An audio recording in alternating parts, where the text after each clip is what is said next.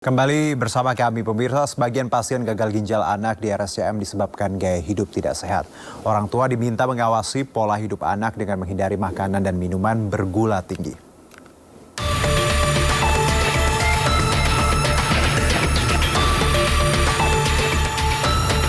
Ketua Umum Ikatan Dokter Indonesia menyatakan setidaknya 1 dari 5 anak Indonesia berusia 12 hingga 18 tahun berpotensi mengalami kerusakan ginjal. Penyebabnya adalah gaya hidup mereka yang kurang sehat. Melalui survei yang dilakukan IDAI ditemukan kondisi hematuria atau proteinuria pada urin anak-anak, yakni adanya darah dan protein dalam air kencing mereka yang menjadi indikator kerusakan ginjal. Pemanis ini banyak sekali dijumpai pada soft drink yang terdapat di minimarket. Dan ini bisa ratusan jenisnya. Soft drink ini, minuman kemasan, baik berbentuk gelas maupun botol. Yang ini tentu saja apabila dikonsumsi terus-menerus bisa sangat berbahaya bagi ginjal anak-anak kita. Kerap konsumsi makanan minuman manis, sering begadang dan malas bergerak atau berolahraga menyebabkan obesitas dan diabetes yang menjadi pangkal segala penyakit termasuk penyakit ginjal. Orang tua pun diminta lebih mengawasi anak mereka dengan memperbanyak minum air putih. Hindari makanan dan minuman yang mengandung pemanis buatan, minum obat sesuai petunjuk dokter, dan rajin berolahraga. Anak-anak kalau dimarahin cuma ayah gimana gitu ya. Tapi begitu kita tahu ada anak sakit, ada ini, ada itu gitu, kita ingetin. Kemudian juga kontrol makanan lah ya, kita selalu ngingetin bahaya. Sejak dini anak-anak harus diberi kesadaran untuk memperhatikan pola makan, pola gerak hingga pola tidurnya agar mencegah obesitas, diabetes ataupun gagal ginjal. Dari Jakarta, Tim Liputan melaporkan. Ya, viral di media sosial pasien anak-anak memadati salah satu rumah sakit di Jakarta untuk melakukan cuci darah. Gaya hidup yang kurang sehat menjadi salah satu penyebab gagal ginjal pada anak.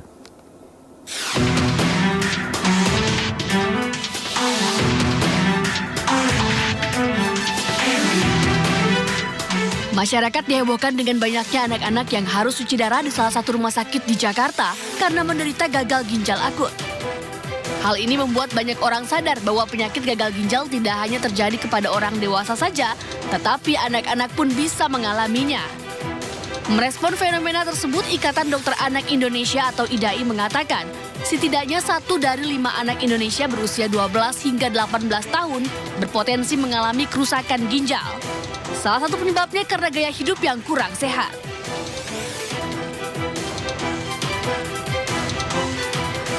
Gagal ginjal kronis adalah penyakit yang ditimbulkan oleh penurunan ginjal.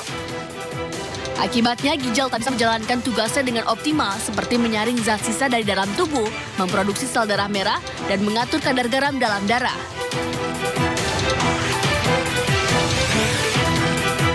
Kebiasaan buruk yang dapat merusak ginjal diantaranya kurang minum air putih, mengonsumsi makanan tinggi gula secara berlebihan, mengonsumsi makanan tinggi garam, dan sering memakan produk-produk makanan olahan.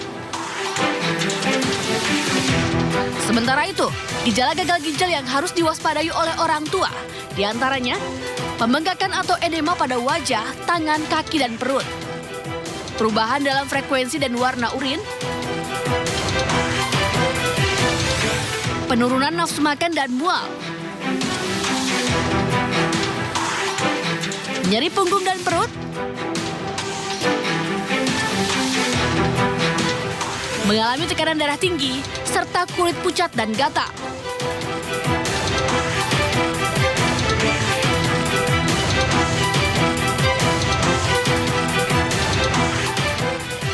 Segeralah ke puskesmas atau rumah sakit jika anak Anda mengalami gejala gagal ginjal akut, terutama bila Anda pernah mengalami gagal ginjal atau memiliki keluarga dengan riwayat penyakit ginjal. Tim Liputan, iNews melaporkan. Ya, pemerintah melarang produsen atau distributor susu formula bayi melakukan promosi harga atau diskon dalam menjajakan produk mereka. Upaya itu dilakukan untuk memaksimalkan pemberian air susu ibu atau ASI eksklusif kepada para bayi. Ketentuan tersebut tertuang dalam Peraturan Pemerintah Nomor 28 Tahun 2024 tentang pelaksanaan Undang-Undang Nomor 17 Tahun 2023. Selain itu, produsen juga dilarang memberikan contoh produk susu formula bayi secara cuma-cuma kepada penyelenggara fasilitas kesehatan, tenaga kesehatan, ibu hamil atau ibu yang baru melahirkan.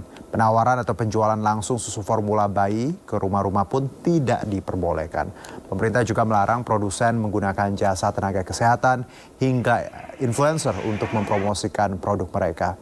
Tak hanya itu, iklan susu formula bayi atau produk pengganti air susu ibu lainnya dalam media massa juga dilarang.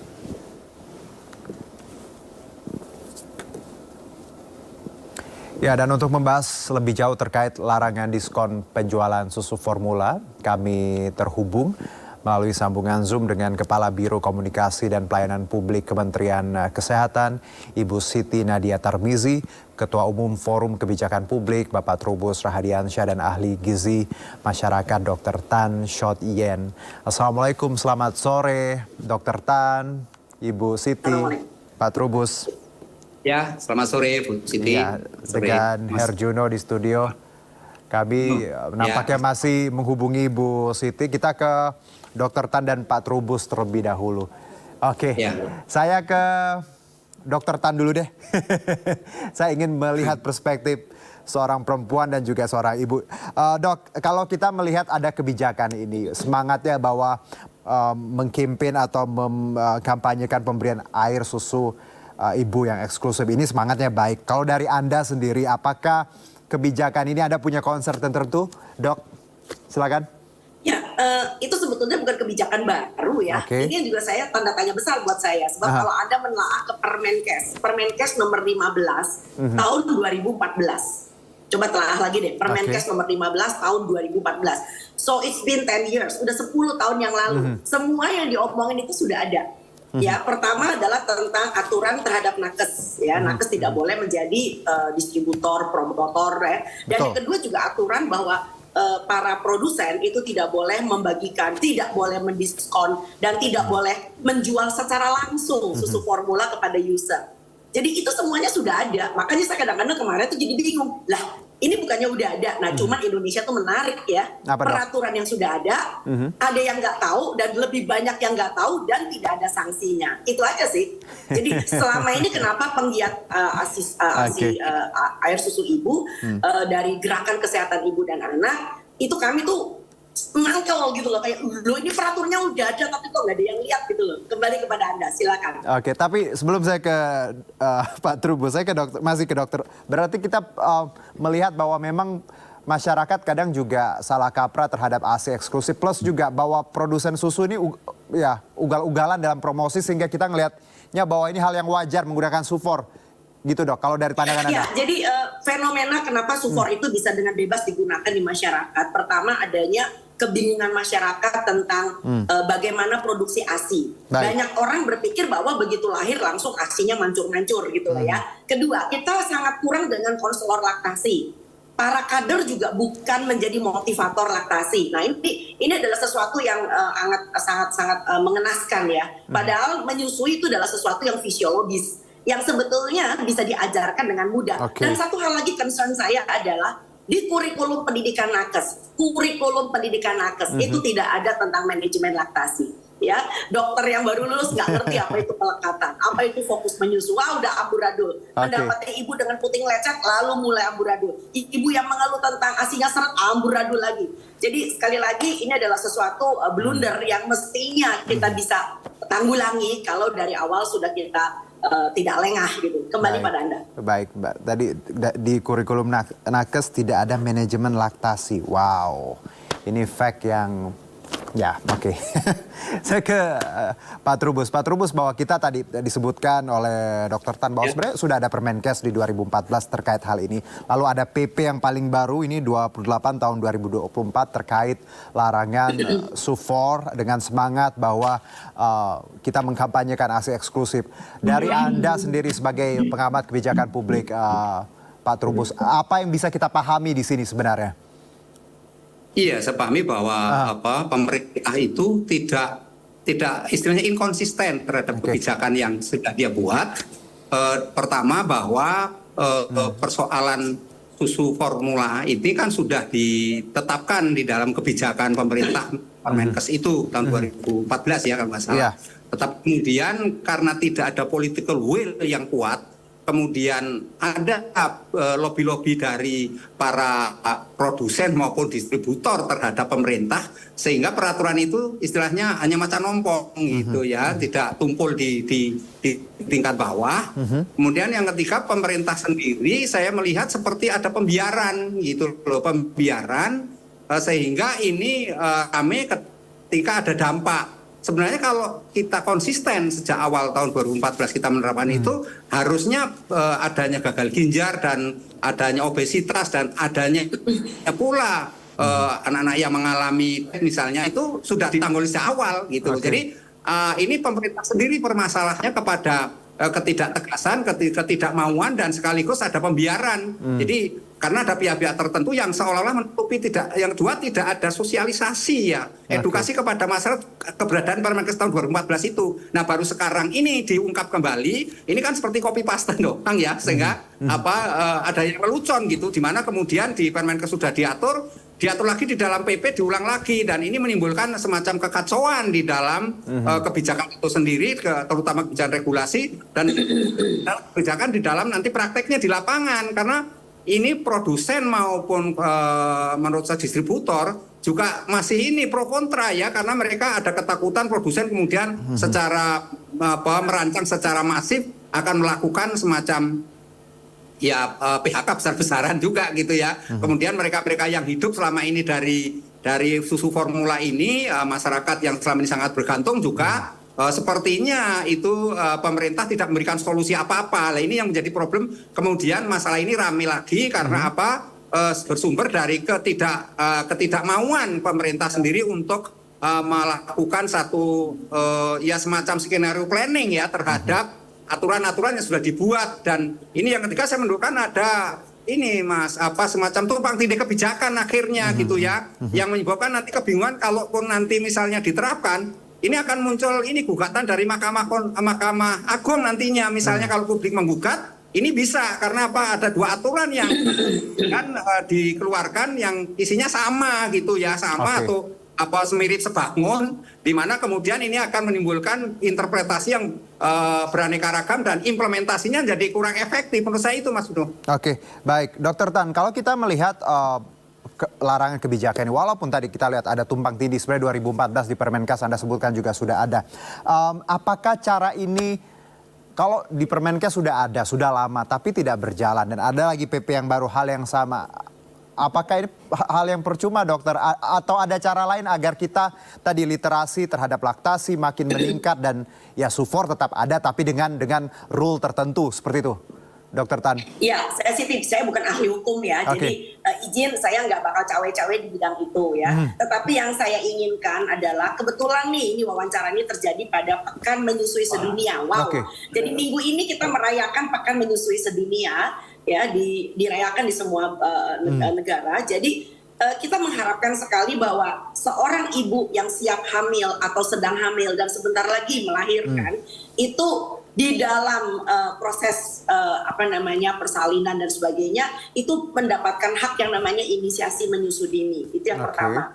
Dan yang kedua, setiap rumah sakit kalau saja melakukan yang disebut dengan 10 langkah keberhasilan menyusui. Itu Indonesia punya Mas. 10 langkah keberhasilan menyusui. Itu insya Allah urusan soal ada ibu-ibu yang marah karena sufornya nggak dikasih diskon, itu nggak bakal ada. Karena zaman sekarang ini siapa sih orang nggak mau netein anak begitu ya. Netein anak itu loh sesuatu yang sangat murah.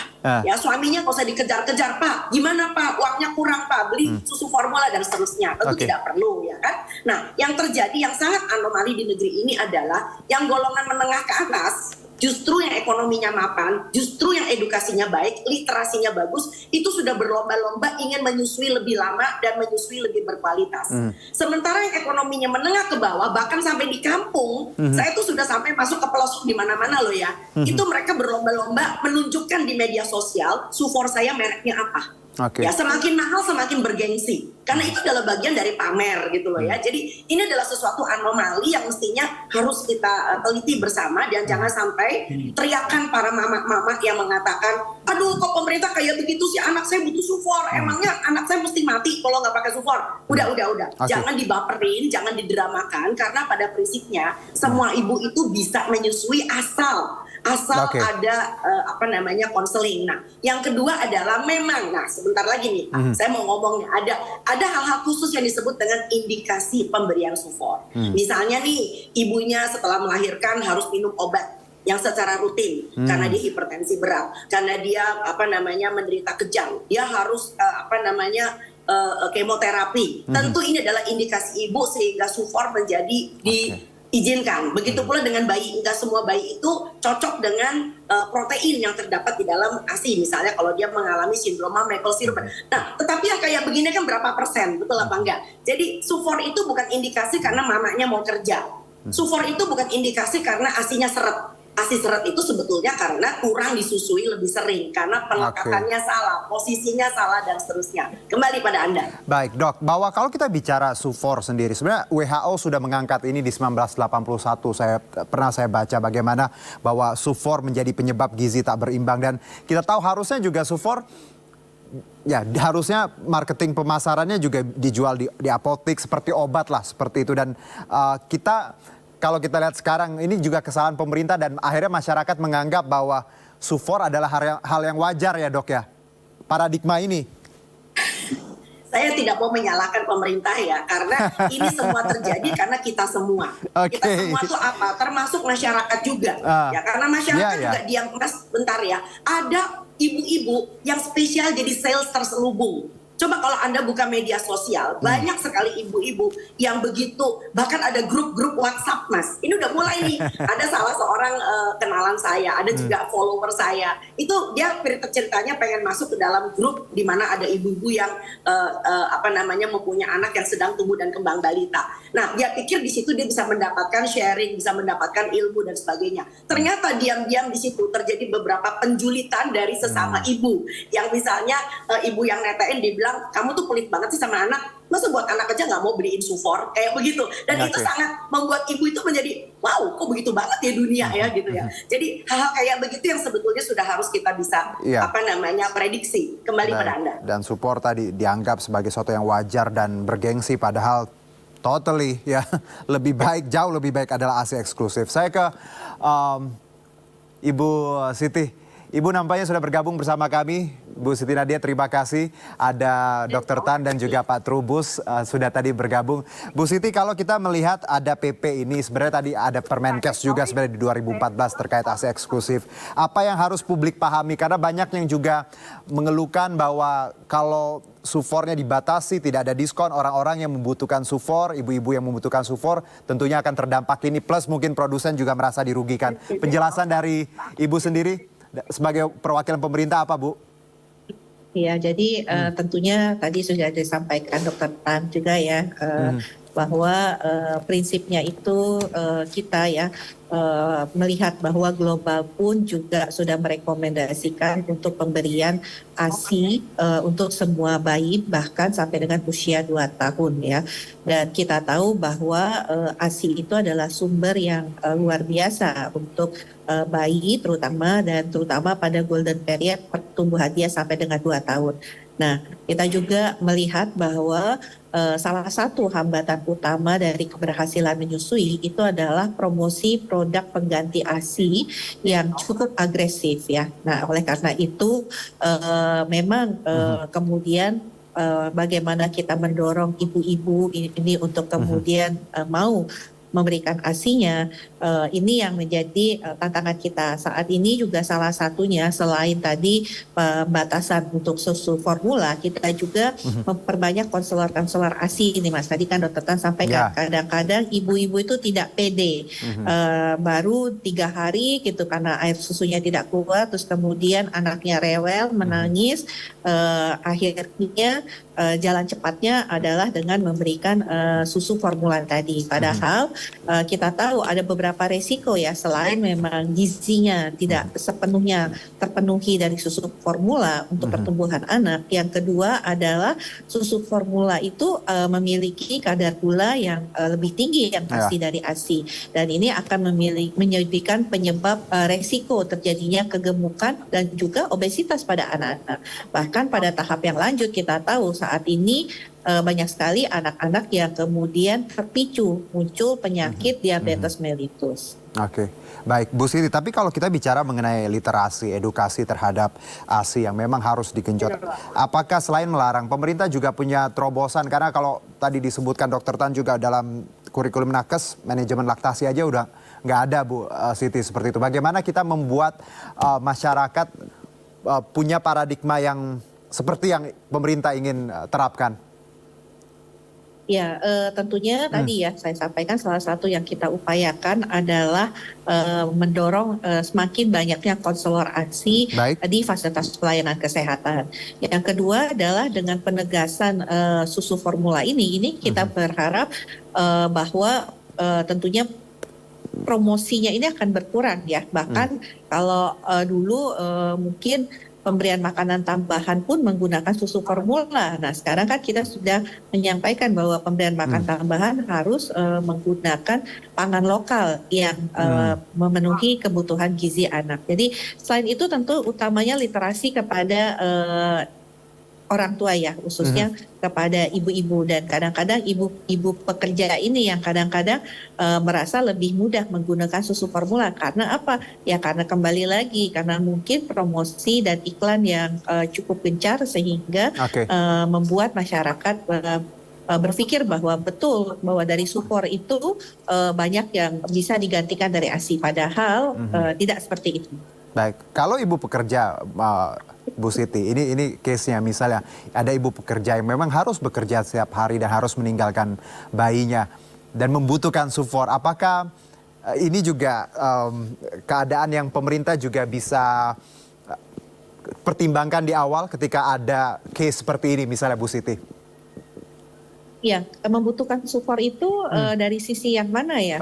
Jadi artinya kita tahu bahwa untuk ibu-ibu bekerja pun sekarang fasilitas untuk laktasi, untuk kemudian menyiapkan, artinya ibu-ibu bisa kemudian menyimpan ASINya, memerah ya, ASINya itu kemudian disimpan, itu juga sudah disiapkan oleh institusi ya, merupakan bagian ya, karena itu kan memang harus disimpan di kulkas dan sebagainya, itu juga salah satu yang didorong oleh pemerintah untuk disiapkan. Nah, jadi memenuhi kebutuhan dengan menambahkan support itu juga yang terus kita dorong literasi kepada ibu-ibu, karena begitu anak-anak mengenal support, pasti ASINya cenderung ditinggalkan karena rasa support jauh lebih manis ya, dan anak-anak menyukai rasa manis tersebut.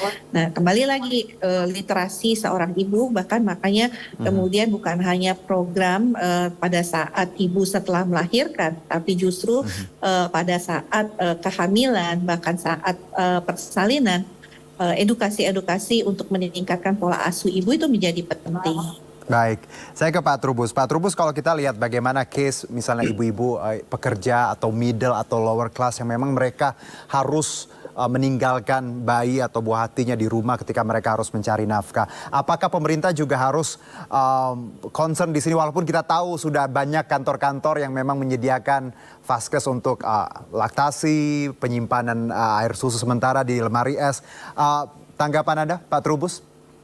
Iya, menurut saya apa yang sudah berjalan selama ini tinggal ditingkatkan aja. Tapi tidak semua kantor loh Pak. Tidak semua institusi. Nah, ini karena itu perlu ada institusi Mas Juno, institusi yang dibentuk oleh pemerintah untuk menampung ya kepada ibu-ibu yang kebetulan bekerja sehingga ada waktu untuk ini menyusui. Di samping itu juga nanti ada peraturan-peraturan yang perlu dikeluarkan. Kebijakannya adalah bagaimana ketika mereka bekerja kemudian ada waktu misalnya jeda setengah jam atau 1 jam untuk memberikan ruang kepada ibu untuk menyusui anaknya. Ini penting karena apa? Karena disinilah kemudian nanti munculnya public trust terhadap pemerintah.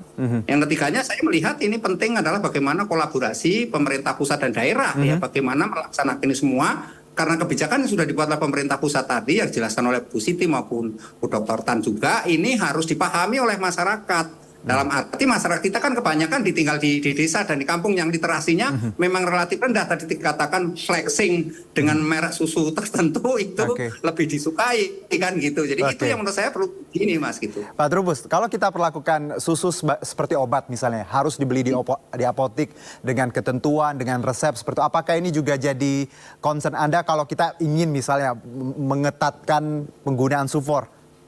Iya, kalau memang fungsinya untuk pembatasan, saya rasa bisa dilakukan seperti itu. Artinya supaya masyarakat diedukasi untuk memahami bahwa susu formula ini dalam tanda petik berbahaya gitu loh bagi bayi. Nah ini kan pengetahuan atau literasi dan juga bagaimana kemudian perilakunya sehari-hari itu harus betul-betul ada kedisiplinan lah di situ, memahami bahwa susu formula itu berbahaya bagi kesehatan anak itu atau tumbuh kembang anak itu sendiri. Itu yang penting. Yang kedua tentu bagaimana nanti apotek-apotek itu juga secara jujur membuka semua. Jangan kemudian karena kepentingannya untuk ada kepentingan supaya laku kaitannya dengan marketing penjualan. Nah, kemudian tidak jujur. Nah, ini kan yang menyebabkan masyarakat di bawah karena pengetahuan kurang, yang penting dia beli terus akhirnya ada yang tutupi, yang penting jalan. Nah ini menurut saya tingkat pengawasan dari pemerintah sangat penting sekali. Ada penindakan-penindakan, setidaknya sanksi kepada apotek-apotek yang memang nanti ataupun masyarakat juga yang secara sengaja misalnya membeli tanpa ada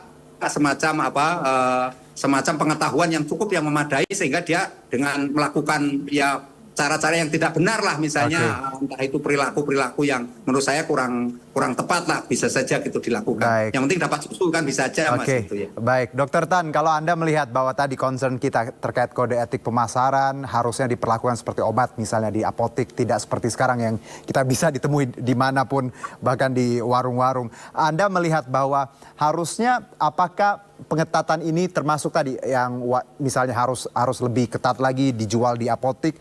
Plus juga tanggapan Anda terkait vaskes untuk ibu yang menyusui. Apakah tiap-tiap institusi juga perlu maksimal dalam hal ini? Dua hal itu, silakan Dokter Tan. Ya, saya sih cenderung untuk tidak mau mengambil tindakan ekstrim. Tapi apa yang sudah ada, mari kita benahi. Contoh paling gampang ya, rumah sakit, rumah bersalin, klinik bersalin itu mestinya dilarang memberikan sampel. Nah ini lucu ya, banyak sekali yang namanya rumah sakit bersalin, klinik-klinik bersalin ya. Itu usil tuh kalau ibunya pulang bersalin dapat goodie bag. Goodie bagnya isinya apa? Ada macam-macam, merek susu formula dan sebagainya. Kalau ini kita beresin aja, ya dilarang memberikan sampel. Udah nggak usah bikin aturan aneh-aneh. Alhamdulillah aku rasa ini sudah sebagian besar tertanggulangi. Berikutnya lagi, yang disebut sebagai cross promotion. Nah ini orang Indonesia suka nggak tahu promosi silang, hewan apa itu. Promosi silang itu artinya demikian. Awalnya diberikan susu ibu hamil. Nah ini yang terjadi di posyandu, susu ibu hamil dibagi, tapi kan bukan sufor, susu ibu hamil, tapi pengusaha tuh nggak bodoh. Begitu ibunya mendapatkan susu ibu hamil, dicatat supaya ada bukti katanya, nama ibunya siapa, nomor teleponnya siapa. Begitu ibunya sudah pulang melahirkan, ada sales yang menteror. Halo Bu Siti, apa kabar? Anaknya sudah lahir ya? Asinya kurang ya? Saya kirimin sampel ya, boleh nggak? Nah kayak begini-begini loh. Nah berikutnya lagi, itu yang disebut promosi lebih gencar daripada iklan layanan masyarakat. Jadi tolong, kita punya banyak sekali penggiat ASI, banyak sekali konselor laktasi. Kalau ini bisa bekerja sama dengan pemerintah, memberikan iklan layanan masyarakat seperti iNews misalkan, menyediakan setiap kali 1 jam program ada sekian detik untuk iklan layanan masyarakat yang pro bono bahwa menyusui itu adalah yang terbaik. Alhamdulillah negara ini akan lebih banyak orang menyusui daripada beli susu formula. Menarik sekali insight-nya Dokter Tan. Saya ke Bu Siti, misalnya tadi yang dikatakan kita tidak usah bicara vaskes dulu atau mungkin pengetatan misalnya di apotik. Tapi kalau kita lihat cara-cara nakal ya, sedikit nakal seperti itulah di vaskes, misalnya goodie bag, terus juga promo-promo yang kadang tidak kita sadari bahwa itu adalah jebakan. Apakah ini juga pemerintah harus tegas di sini sanksi atau seperti apa, Dokter Siti melihat ini? Bu Siti silakan. Ya, jadi kalau kita lihat fungsi pengawasan ada dua nih Mas ya.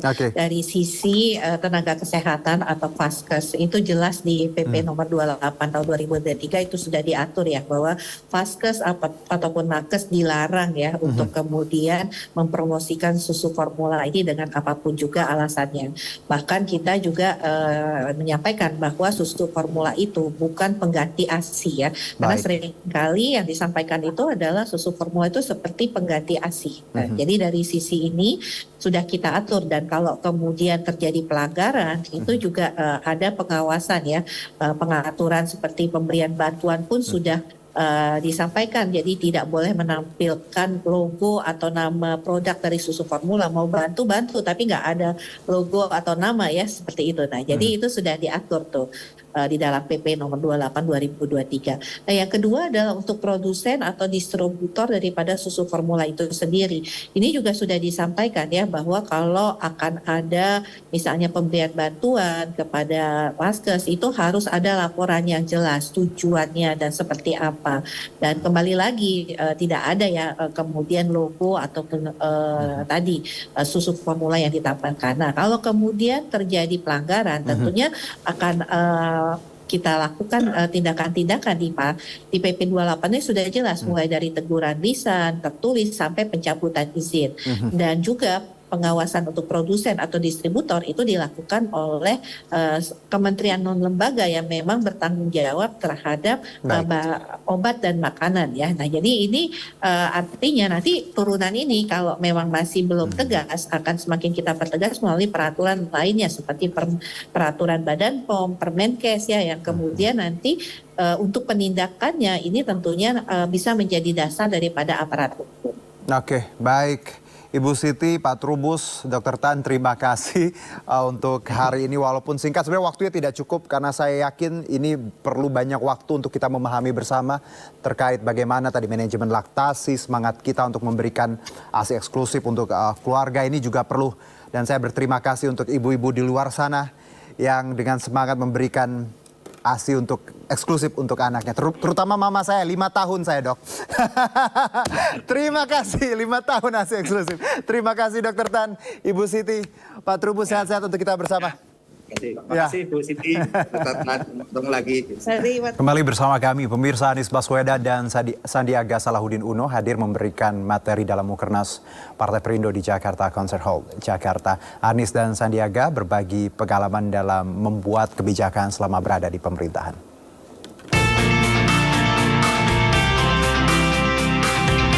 Hubungan eksekutif dan legislatif menjadi salah satu materi yang diberikan mantan Gubernur DKI Jakarta Anies Baswedan pada Mukernas Partai Perindo di Jakarta. Anies juga berbagi pengalamannya selama memimpin Jakarta baik dalam membuat kebijakan maupun melayani masyarakat.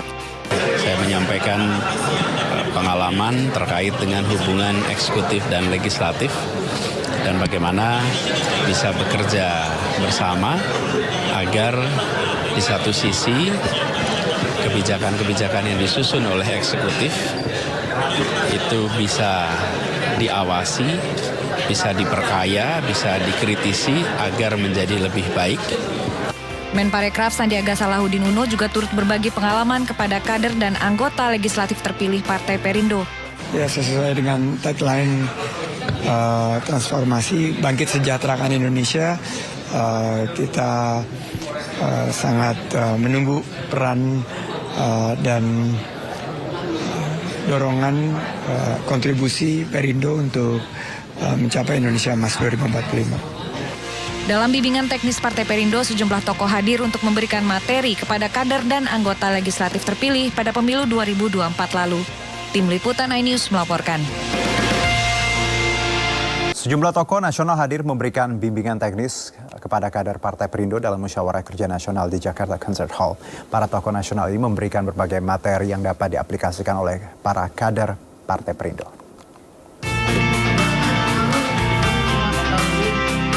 Bimbingan teknis menjadi salah satu agenda utama Mukernas Partai Perindo.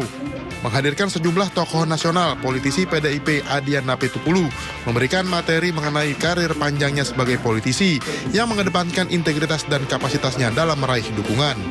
Ya gue cuma cerita pengalaman, cerita tentang perjalanan apa yang gue lakukan banyak yang kemudian ragu ya, dan gue tidak dalam keinginan untuk membuat orang percaya bahwa gue tidak menggunakan amplop dalam pileg sebanyak 3 kali. Ya orang nggak percaya juga nggak apa-apa sih. Ya pengalamannya itu gue ceritakan. BIMTEK juga diisi dengan penyampaian materi dari akademisi dan juga mantan Menteri SDM Sudirman Said, serta mantan Wakil Gubernur Jawa Timur Emil Dardak. Jadi kalau organisasi yang punya kekuatan politik seperti Perindo ini terus menyuarakan pentingnya good governance, clean government, itu akan sangat baik. Dan yang kedua juga betapa pentingnya aspek kepemimpinan dalam organisasi. Strategi komunikasi politik ini menjadi semakin challenging, menantang di era media sosial. Nah ini kita harus mencari strategi-strategi baru bagaimana bisa mengkomunikasikan kerja-kerja nyata kita, hal-hal yang diperjuangkan baik oleh legislatif atau eksekutif kepada masyarakat atau konstituen kita.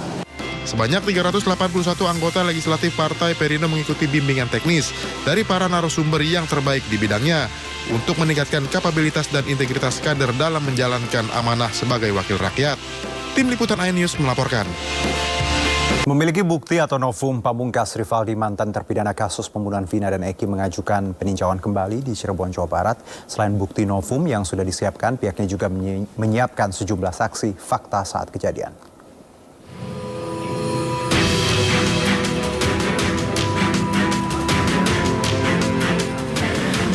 Di antara novum atau bukti baru yang akan diajukan antara lain, bukti surat atau identitas Rivaldi yang tidak berganti nama Andika.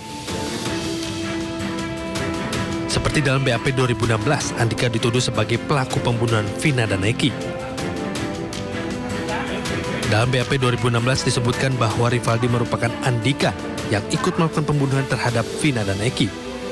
Kemudian jasadnya lalu digeletakkan di atas flyover Talun, seolah-olah kecelakaan. Sementara Rivaldi sendiri sejak 31 Januari 2017 sudah divonis 1 tahun 5 bulan atas kasus lain, yakni kepemilikan senjata tajam dan tidak mengenal dengan terpidana lainnya. Selain bukti novum yang sudah disiapkan, kuasa hukum pihaknya juga menyiapkan sejumlah saksi fakta saat kejadian Rivaldi tidak berada di lokasi pembunuhan Vina dan Eki. Tak hanya itu, kuasa hukum juga akan menghadirkan saksi ahli. Kecil hingga saat ini namanya Rivaldi, tidak pernah diganti nama Andika, dan akte kelahirannya juga tetap namanya Rivaldi Aditya Wardana bin Asep Kusnadi. Tidak pernah diganti menjadi Andika siapa gitu, tidak pernah. Dan kami juga akan membawakan beberapa saksi yang pada saat tanggal 27 itu bahwa Rivaldi itu sedang bermain dengan mereka, sedang berkumpul sama mereka sampai pagi. Selain novum ya, mungkin teman-teman yang kenal dia, ya kan, sama mungkin saksi ahli ya. Kalau untuk saksi ahli kami akan menyerahkan ke tim Bandung, karena sekarang kan tim yang Cirebon ini SWR itu sudah bergabung ya dengan tim Bandung. Jadi kami akan menyerahkan. Mungkin kami juga nanti akan merapat ke sana. Bahan apa nih yang akan kita hadirkan untuk saksi ahli? Sementara itu orang tua Rivaldi yakni Asep Kusnadi berharap anaknya bisa dibebaskan lantaran tidak melakukan pembunuhan dan pemerkosaan yang dituduhkan selama ini. Apalagi pada saat kejadian berlangsung, anaknya berada di kawasan Pandesaan Kota Cirebon bersama teman-temannya. Rivaldi di sana yang sabar, yang kuat. Papa di sini berjuang buat kamu. Itu aja.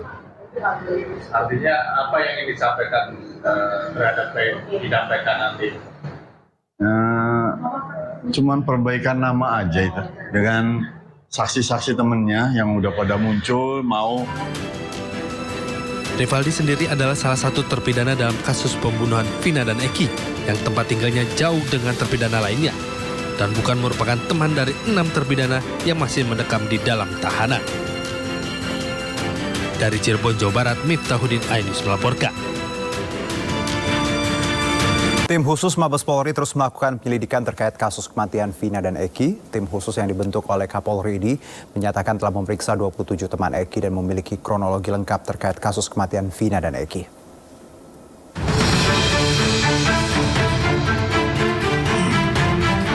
Selama kurang lebih 1 bulan, tim khusus dari Mabes Polri telah memeriksa sejumlah teman almarhum Eki seperti Liga Akbar, Widi, dan Mega.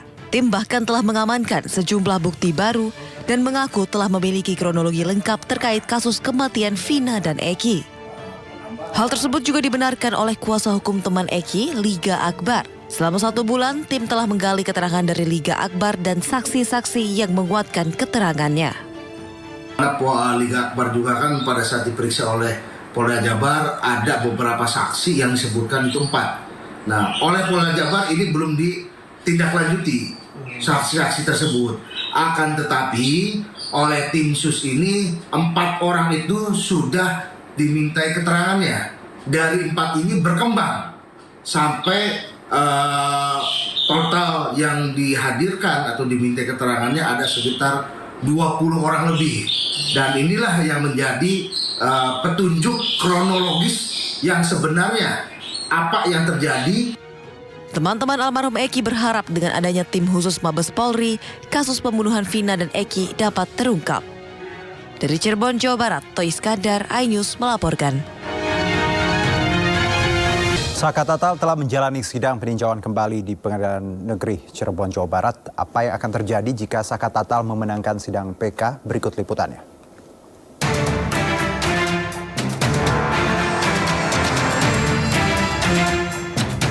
Sidang peninjauan kembali Saka Tatal telah rampung.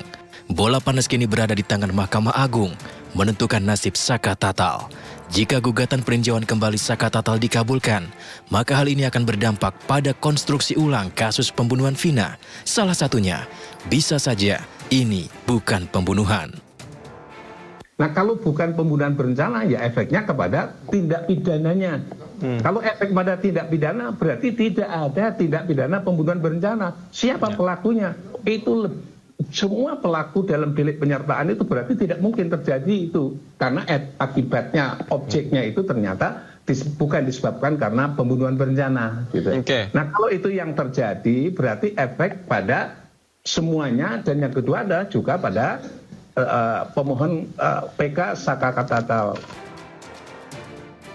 Di sisi lain, penasihat Kapolri Arianto Sutardi mengatakan, jika PK dimenangkan, maka hal ini akan berpengaruh pada nasib 7 terpidana lainnya di kasus Vina dan Eki.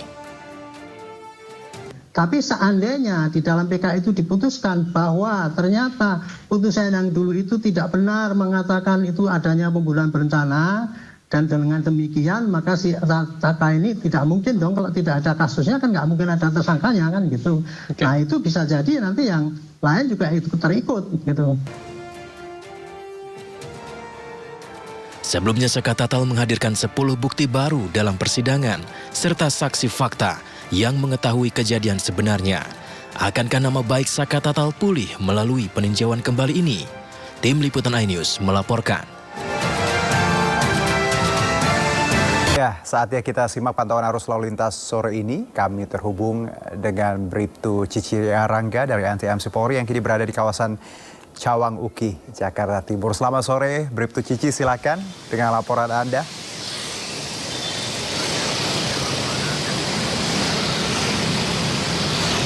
Ya, selamat sore pemirsa. Situasi arus lalu lintas dan juga aktivitas pengendara pada sore hari ini menjelang berakhirnya akhir pekan kali ini terpantau dari sekitaran kawasan MT Haryono sendiri mulai terjadi peningkatan jumlah volume arus kendaraan, tepatnya untuk para pengendara yang menggunakan jalur arteri dari arah Semanggi ataupun dari arah Pancoran yang nantinya akan lurus menuju ke arah Cawang ataupun Halim. Hingga saat ini terlihat sedikit terjadi perpadatan kendaraan di mana adanya persendatan kendaraan yang diakibatkan adanya penyempitan jalan oleh pembangunan pekerjaan manhole ataupun saluran pada bagian jalan sendiri.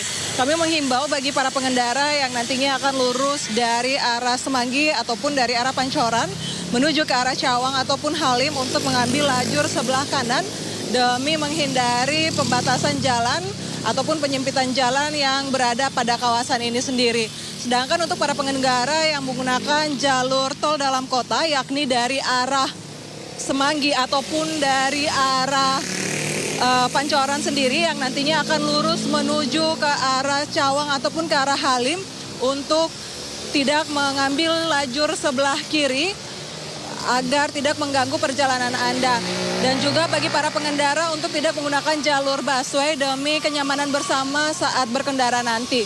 Sedangkan untuk kendaraan dari arah sebaliknya, yakni dari arah Halim ataupun dari arah Dewi Sartika yang nantinya akan lurus menuju ke arah Cawang ataupun ke arah Pancoran juga ke arah Semanggi dan Kuningan, hingga saat ini juga masih dalam keadaan ramai dan lancar. Hal yang sama juga terlihat terjadinya peningkatan jumlah volume arus kendaraan baik yang menggunakan jalur tol dalam kota maupun jalur arteri sendiri. Kami menghimbau bagi para pengendara yang melintasi kawasan ini untuk tetap menjaga batas laju kecepatan kendaraan Anda dan mengantisipasi banyaknya kendaraan yang keluar masuk pada sekitaran pusat perkantoran di jalur ataupun di sekitaran kawasan MT Haryono sendiri. Dan juga perlu kami informasikan bagi para pengendara sebelum melakukan perjalanan Anda, pastikan bahwa kondisi fisik kendaraan Anda dalam keadaan prima ataupun dalam keadaan layak pakai demi menjaga keselamatan diri Anda untuk sampai di tempat tujuan. Dan pemirsa, untuk Anda yang ingin mengupdate bagaimana perkembangan arus lalu lintas, kami siap melayani Anda. Pemirsa dapat menghubungi call center kami di 15669 ataupun melalui SMS center di 9119. Demikian informasi lalu lintas yang dapat kami laporkan langsung dari sekitaran kawasan MT Haryono, Jakarta Selatan, dan silakan kembali ke rekan kami di studio. Baik, terima kasih Bribtu Cici atas laporan Anda langsung dari MT Haryono, Jakarta Timur. Selamat bertugas kembali, salam presisi. MNC Group kembali menghadirkan konser bergengsi di Lido Music and Art Center, Bogor, bertajuk Super Hits Fest 2024. Konser dimeriahkan sejumlah musisi tanah air ternama dari Kahitna, The Changcuters, hingga Malik and The Essentials. Super Hits Fest 2024 mengajak para penonton bernostalgia di tengah sejuknya udara pegunungan yang mengelilingi venue Lido Music and Arts Center. Sesuai judulnya, sederet bintang hits seperti Kahitna, The Changcuters, Malik and The Essentials, The Massive, Setia Band, hingga Winky Wirawan akan menghibur penonton di panggung konser Lido Music and Arts Center.